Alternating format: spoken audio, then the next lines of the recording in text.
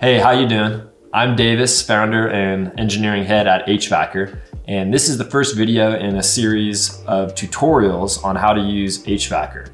We broke up the series into 12 short videos, only a few minutes each, with each video covering a different step in the process.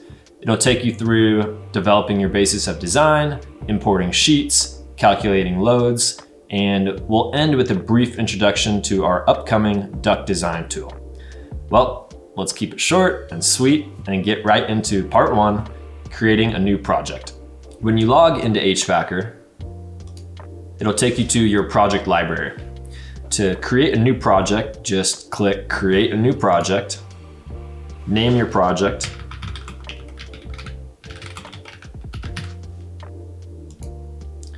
once created, you'll see it in your project library.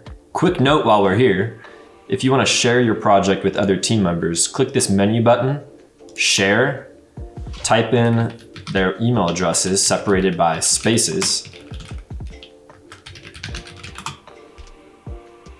and invite. Once invited, your team members will see this project in their library next time they log in. You guys can then work on the project together.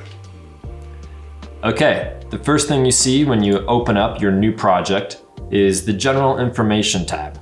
This is a place where you and your team members can list out the general info for your project, such as contacts, deadlines, codes and standards, and special constraints. You don't have to populate this tab. It's purely for your documentation.